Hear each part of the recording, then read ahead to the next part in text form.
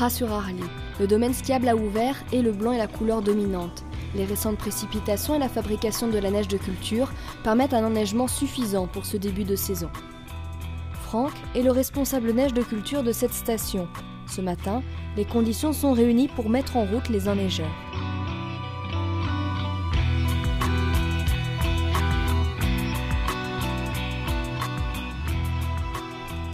Si la recette de la neige de culture est simple et ses ingrédients naturels, sa fabrication fait appel à des règles très strictes. On a besoin d'eau et d'air, mais effectivement, il faut que la température ambiante soit inférieure à peu près à 2 degrés, moins 2 degrés.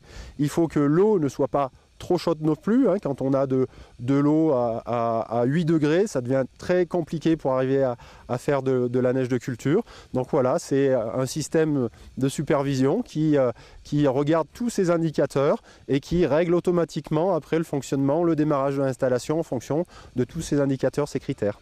C'est de ce poste de contrôle que l'on gère les 150 enneigeurs perches et les 20 ventilateurs. Là, on a une vue d'ensemble de toutes nos pistes avec tous les enneigeurs. On peut voir que celui-là, il tourne. Donc si on se met juste dessus, on a une petite vue avec 2-3 informations. Donc là, on a une vue de l'enneigeur, donc on voit que c'est une perche. Donc la différence entre une perche et un ventilateur, c'est que la perche, on a de l'air et de l'eau qui sont amenés par une salle des machines. Tandis que le ventilateur, on n'a que l'eau qui est amenée par la salle des machines. Et après, l'air est embarqué sur la machine. Et on fait 2 fois plus de neige avec un ventilateur qu'avec une perche. Dans ce lieu, les techniciens ont également une vue de la salle technique. Donc on voit que là, il y a une pompe qui tourne dans la rivière, puis une autre pompe qui nous permet de monter l'eau en pression. Donc là, on est à 63 bars. C'est des pressions qui sont quand même très élevées. Et après, avec ça, on remet l'eau dans une autre salle de machine pour remonter l'eau plus haut, pour arriver à 20 bars au sommet de l'installation.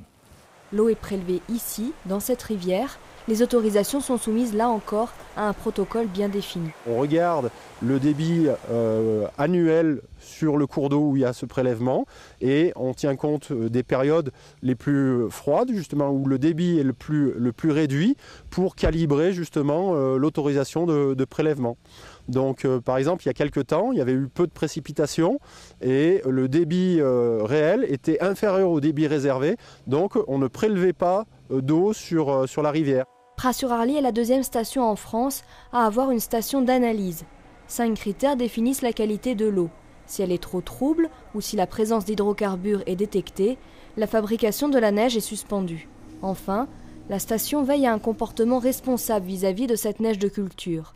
Chaque année, elle affine ses volumes en fonction de la saison précédente et des consommations. Quand on arrive à 70% du volume entre guillemets théorique nécessaire pour garantir l'ouverture de la piste tout l'hiver, on s'arrête de produire et on regarde aussi les précipitations naturelles. Si en plus il y a un gros complément de neige naturelle, on ne produit pas 100% de la neige théorique, du volume théorique. On s'arrête et puis on arrive à boucler la saison sans trop de problèmes.